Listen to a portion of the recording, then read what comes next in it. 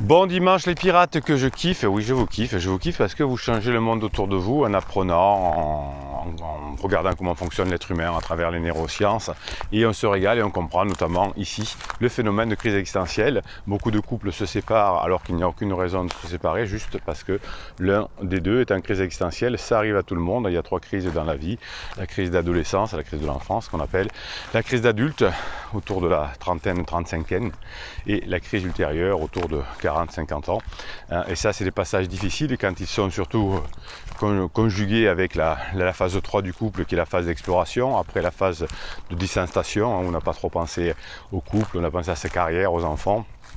L'un des deux tombe dans la phase d'exploration et si l'on ne sait pas la gérer cette phase, eh bien le couple peut s'arrêter, c'est pour ça qu'il y a eu des divorces pendant des années, même si aujourd'hui il y en a moins, et on ne passe pas dans la phase 4 qui est la phase la plus belle du couple, que tout le monde rêve, c'est la phase de grande intimité où on sait que l'un et l'autre sont au top, que l'on s'aime pour toujours et que l'on fait des choses chacun de son côté, mais qu'on est très content de se retrouver et aussi de faire des choses ensemble. Aujourd'hui on va faire un commentaire de pirate, de Marlou, qui va nous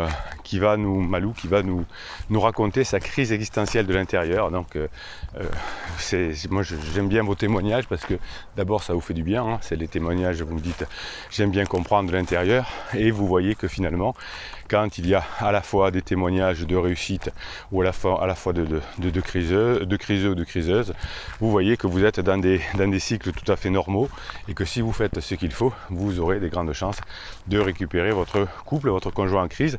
Évidemment, il y a une méthode, évidemment, il y a les formations, évidemment, il y a les coachings qui peuvent vous aider. Ça ne se fait pas tout seul, tout s'apprend dans la vie. Et si vous arrivez effectivement à gérer tout ça, eh bien, il y a des grandes chances que vous récupériez votre conjoint après la crise. Mais pour cela, il faut bosser les enfants, les amis pirates. Ça ne se fait pas comme ça, tout s'apprend dans la vie. Donc là, je vous ai appris dans la formation sur la ligne de vie la semaine dernière à expurger des choses dans votre vie que vous voulez expurger, notamment pendant la crise de votre conjoint, du type je t'aime plus, etc., ou je découvre que tu es un amant, que tu es adultère, etc. Donc ça fait des chocs psychologiques et si vous ne savez pas les éliminer, vous allez les traîner toute votre vie ou en tout cas vous n'allez pas faire les bons gestes pour récupérer votre couple ensuite. Donc la formation c'est une ligne de vie, vous apprend ça, mais si vous êtes curieux, si vous avez la curiosité, et la curiosité c'est ce qui permet aux êtres humains d'avancer, eh bien si vous êtes curieux, vous aurez une 50aine de formations, tout ça en descriptif de cette vidéo, avec le catalogue des coachings aussi, qui est inclus avec le mode de coaching que vous préférez aujourd'hui. Vous le savez aujourd'hui, c'est l'heure de coaching par audio, 15 jours de suivi, un coaching de débriefing ensuite au bout de 15 jours et une formation offerte. C'est la formule que vous préférez aujourd'hui, c'est l'ultra puissante. Vous avez raison parce que c'est la plus rentable pour les pirates. Alors je vous donne aujourd'hui le commentaire de Malou qui a voulu effectivement témoigner pour aider les pirates. Donc ça, merci Malou. Alors on y va. Je reprends. Voici le récit de ma crise qui remonte maintenant à 8 ans. Voilà, donc les crises, ça date pas d'aujourd'hui. On a eu des crises existentielles depuis la nuit des temps, depuis l'âge des cavernes. Jusqu'à une quinzaine d'années, trentaine d'années, elles étaient encadrées par la famille, le clan, la société, qui permettait de passer les crises sans trop de difficultés. Aujourd'hui, comme on croit que le divorce ou la séparation est quelque chose de commun, alors qu'il n'y en a pas finalement de moins en moins, il y en a de moins en moins depuis 2006, eh bien la crise n'étant plus encadrée, elle est plus difficile à vivre pour le couple, c'est tout. Donc vous pouvez la transmettre à la team, mais je souhaiterais rester anonyme sur YouTube. Voilà, donc ce sera que Malou. Et je me dévoilerai si certains ont des questions sur Telegram. Voilà, donc ça c'est Telegram, c'est l'application des pirates. Telegram c'est une application et vous avez dessus un canal qui s'appelle le canal Bruno Marshall. Et là toute la journée je vous mets des mèmes, des choses que vous m'envoyez. Et je vous les mets sur Telegram, sur le canal Bruno Marshall, pour que vous puissiez avoir cette patate toute la journée, remettre l'église au centre du village quand vous êtes vous-même en down. Alors oui, moi aussi j'ai vécu une crise de vie. L'année de mes 37 ans, 8 ans de mariage, 18 ans de relation et 2 enfants qui avaient à l'époque 9 et 6 ans. Alors c'est souvent le cas quand le deuxième enfant est autonome, enfin quand il est autonome, c'est-à-dire qu'il va à l'école, etc., eh bien l'un des deux membres, souvent la maman d'ailleurs, fait une crise parce qu'il faut, le temps passe, on a 37 ans, on s'aperçoit qu'on n'aura sûrement pas d'autres enfants, donc il faut passer à autre chose de sa vie, et les crises existentielles qui durent 2 ou 3 ans, hein, ça va aider ça. Alors on va voir si Malou, hein, si Malou rentre dans les cases comme toutes les personnes en crise. Donc vous savez que je suis un homme de l'instantanéité, j'aime bien découvrir ce qui est écrit en même temps et vous les commenter. Depuis 2014, un petit chou de 20 ans me drague et je cède. Donc vous voyez qu'on est 37 ans, 20 ans, petit chou, 15 ans de différence. Là on est dans une crise normale, hein, quand on est en crise autour de 37 ans, autour de 40 ans, on va avoir une relation avec quelqu'un de plus jeune que soi, parfois même du boulot, de façon à croire que l'on est encore jeune, que l'on peut revenir en arrière, au lieu d'accepter le point de passage, le point d'inflexion qui va faire que l'on va être différent dans sa vie, mais heureux quand même. Donc il me fait sentir femme et pas seulement maman. Voilà, ça c'est que dans la phase 2 du couple, dans la phase de distanciation, effectivement, on tombe souvent dans un couple papa-maman, hein, pour élever les enfants. Parfois on fait sa carrière aussi et on ne pense pas parler à son mari en tant qu'homme et à sa femme en tant que femme. Donc petit chou fait sentir femme et pas seulement maman. Alors c'est peut-être un peu ambigu, on ne connaît pas l'histoire, mais un petit chou de 20 ans qui choisit une femme de 37, c'est que peut-être il a besoin d'une maman. Mais en tout cas, souvent on fait des projections, comme il est plus jeune, etc., on croit qu'on est plus jeune tout d'un coup. Ça c'est top. Et donc on se retrouve comme femme parce qu'on est avec quelqu'un qui nous fait sentir femme, même si il a besoin d'une maman. Donc du coup je me sens faire une erreur informatique comme d'habitude.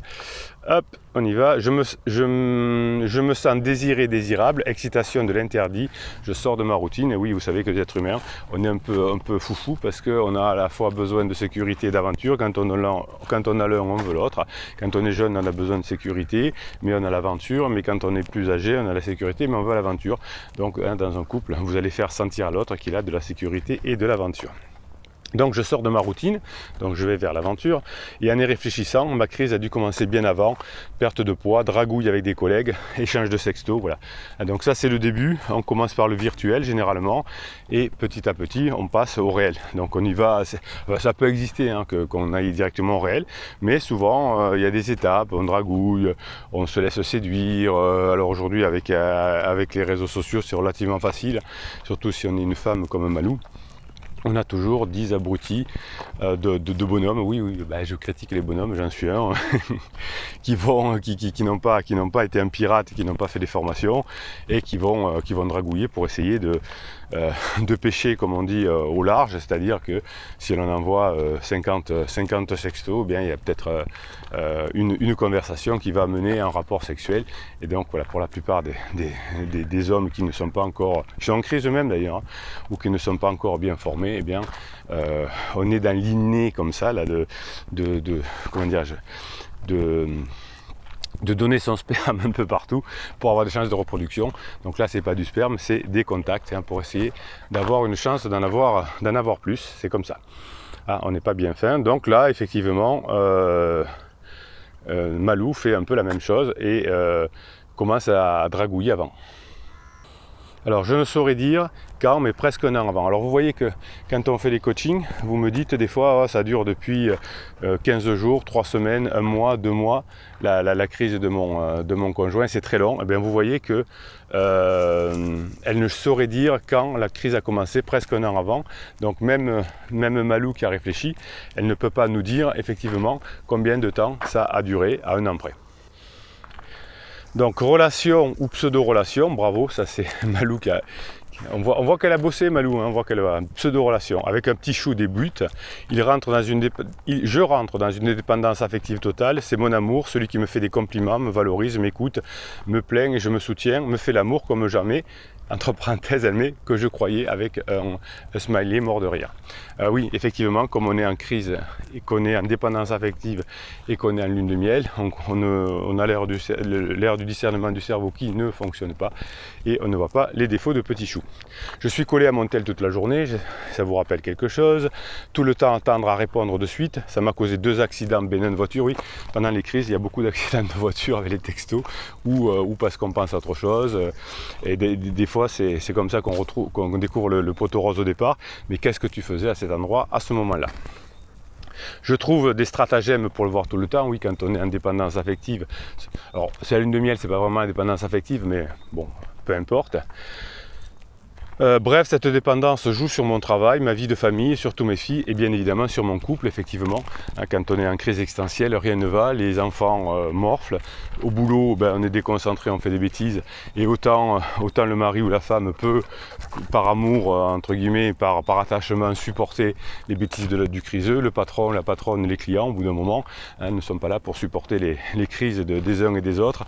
Et ça finit par mal se passer, y compris d'ailleurs au niveau des collègues de travail, qui en ont marre souvent des sautes d'humeur également. Mon mari découvre mon adultère. Effectivement, aujourd'hui, l'adultère se découvre assez facilement, notamment même sans affaire à des hackers ou je ne sais quoi. Il suffit de regarder le changement de comportement des pirates et très souvent, effectivement, on voit que comme il y a un changement de comportement, il y a anguille sous roche ou sur rocher. Donc le mari découvre l'adultère fin mars et là, tous les interdits commencent de la part du mari. Colère, mise en écoute de mon portable, détective privé, écoute dans ma voiture, victimisation, diffamation, prise à partie des enfants, contact et diffamation grave de Petit Chou. Donc là, ouais, effectivement, il y a pas mal d'interdits. Vous avez une formation sur les interdits qui vous répertorie à peu près tout ce qu'il ne faut pas faire pour récupérer son conjoint. Et là, monsieur a tout fait.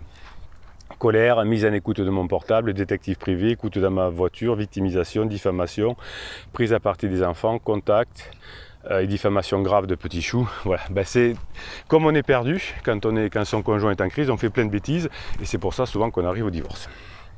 En même temps, la relation avec Petit Chou se dégradait, moi trop demandeuse et lui très bancale. Ça, c'est super Malou. C'est vraiment une analyse super. La relation finalement avec Pansement finit par se dégrader, puisque c'est quelqu'un de bancal et c'est quelqu'un qui est en crise. Donc les deux, ça n'a pas fonctionné. Pourquoi Pansement est bancal ? Parce que quand on n'est pas bancal, on sait, quand on a un minimum de culture, on sait que quand on va entamer une relation avec quelqu'un qui n'a pas terminé la sienne et qui n'est pas divorcé, qui n'a pas fait le deuil, qu'on n'a pas mis des personnes en compétition, qu'on prend un peu le premier venu, ça va mal se finir, donc on n'y va pas. Sauf si c'est pour faire des coquineries de temps en temps, pourquoi pas. Donc effectivement, voilà pourquoi Pansement est très bancal, comme dit Malou. Mais elle n'a pas vu au début, évidemment, le R de discernement, 0 pendant la ligne de miel. Pour mon grand désespoir, oui, elle croyait que Petit Chou était l'homme de sa vie. Je voulais prendre un appartement pour le voir et lui prenait ses distances de plus en plus. Donc effectivement, souvent vous me dites mon conjoint est de plus en plus en down, ça veut dire que ça va de plus en plus mal avec aussi souvent Petit Chou, avec Pansement, simplement parce que on voit qu'on n'obtient rien, que rien ne va dans sa vie, qu'on se fait avoir par Pansement, donc on est très, très vénère. Et si vous êtes dans les parages, vous en prenez plein la figure en disant c'est de votre faute, surtout si à un moment donné vous avez empêché de sortir, ou je sais pas quoi, vous avez fait un interdit, on va vous reprocher, c'est à cause de vous que ça n'a pas marché avec Pansement, forcément, il faut bien qu'il y ait un coupable. En octobre, au lieu de prendre conscience de ma crise, de retourner vers mon mari, j'ai continué, mais en ayant les pliés un peu plus sur terre. Donc voilà, là, la phase d'alarme est sortie, donc elle continue, mais un peu plus dans la phase de plateau. J'ai donc pris un appartement avec mes filles, il y avait trop de ressentiment entre nous, et il continue à m'en faire voir. Vous voyez que si on fait de la propulsion, eh bien, il y a risque de distanciation, donc ne me faites pas de propulsion. Si le mari n'avait pas fait tous ces interdits, peut-être que le couple aurait été sauvé, ou voire sauvé avant, parce que je ne sais pas comment ça va se terminer. Je m'accrochais à ma relation avec Pansement alors que je savais que c'était mort. Très bien, plus ça va mal dans le couple, plus on se raccroche à Pansement pour diminuer son inconfort. Donc les deux sont morts du coup finalement, parce que Pansement c'était déjà mort, et si en plus on tue sa relation de couple, après il ne nous reste plus rien. Ma crise s'était filochée pour ne plus être en fin de cette année 2014. J'ai une grande partie de crise latente. Et s'il n'y avait pas eu tous ces interdits, je pense qu'elle se serait passée et on se serait retrouvé avec mon mari. Voilà, que vous voyez que ça c'est très bien ce que dit Malou, c'est que s'il n'y avait pas eu, trop d'interdits, eh bien on serait revenus ensemble à la fin de la crise. Moi, mon deuil de mariage a commencé à force des interdits. Il n'y a que depuis 2 ou 3 ans que nos rapports se sont améliorés. Hein, vous voyez qu'ensuite c'est très long, très dur pour améliorer les choses, alors que si elles ne se dégradent pas au début, ça peut le faire, comme on dit. J'ai le sentiment, car trop de souvenirs, que je n'ai pas été sympa avec mes filles et lui. Oui, alors vous voyez qu'on ne se souvient même pas au bout du compte, on se souvient juste vaguement qu'on n'a pas été sympa avec ses propres enfants et avec son mari qui nous aimait. Les souvenirs que j'en ai restent vagues, et oui, parce qu'on n'a pas le préfrontal bien branché quand on est en crise, et pour bien mémoriser, il faut avoir le préfrontal bien branché. En crise, je me sentais coupable de rien, je n'avais aucune conscience du mal que je faisais, j'étais très égoïste, que moi et Petit Chou, donc ça vous rappelle certainement votre conjoint. Vous me dites souvent, d'ailleurs il y avait une vidéo dessus sur le mépris, j'ai l'impression que mon conjoint me méprise. Ben non, vous voyez, on se sent coupable de rien, aucune conscience du mal, donc c'est pas du mépris, c'est que juste il n'y a que moi et Petit Chou. Ma grande me le fait encore payer à l'heure actuelle, vous voyez, des années après, on a tellement fait souffrir ses enfants qu'on le paye encore. Je vivais dans un monde où tout était beau et tout était rose, j'étais dans un déni total de ma crise. Mon mari avait tenté, en hurlant dessus, de me dire que j'étais en crise de la quarantaine, mais je rigolais. Évidemment, hein, ça c'est un interdit aussi. Ne montrez pas des vidéos de Bruno Marchal, de la team, de la famille, évidemment, parce que vous allez passer pour des manipulateurs, etc.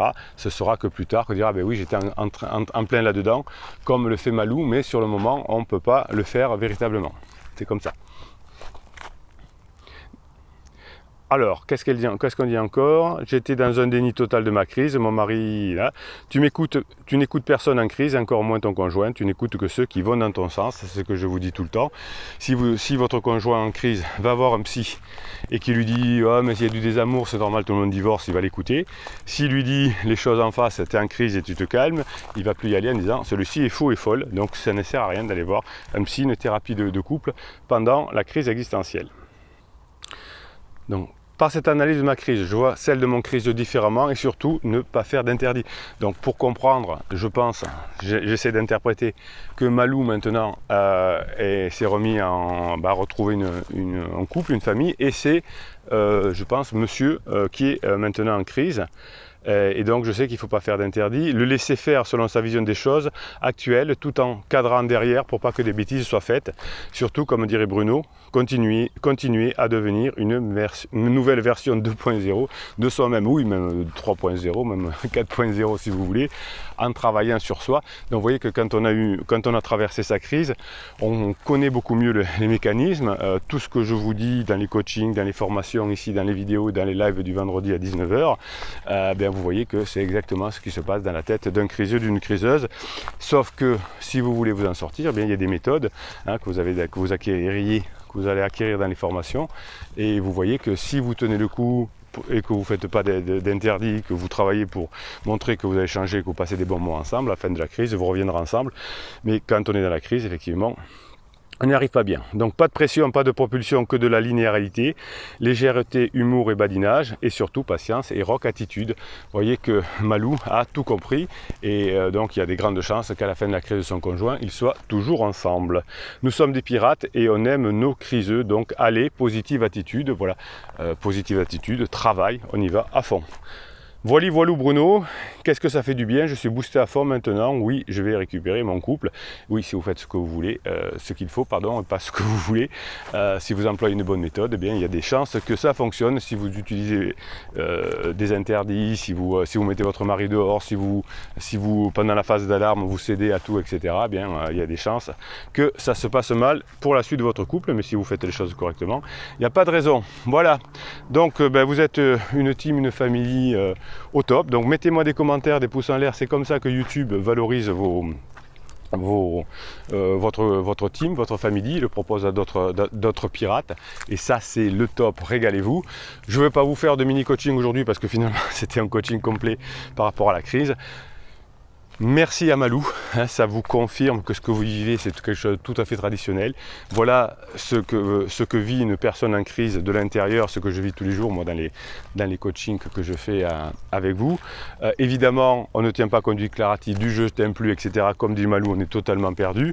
Donc si vous êtes malin, si vous êtes un pirate, si vous faites ce qu'il faut, vous récupérerez votre conjoint. Si vous en faites qu'à votre tête, si vous écoutez les silences radio, si vous faites des silences radio, des lettres magiques, si vous écoutez un ami qui vous dit fous-le dehors, il va comprendre, fais-lui croire que tu as quelqu'un, montre sur les réseaux sociaux que tu t'amuses, ben pendant ce temps, vous me faites des bêtises, et pendant ce temps, vous ne travaillez pas sur vous, pendant ce temps, vous ne montrez pas que vous avez changé, pendant ce temps, vous ne préparez pas la fin de la crise. Voilà, allez, vous avez tous les outils, les formations et éventuellement les coachings. Ben, je vous laisse réfléchir à tout ça, je vous laisse bosser, surtout même le dimanche, on bosse quand on est des pirates, évidemment. Et Bruno Marchal, il vous dit passez la journée que vous méritez avec votre travail.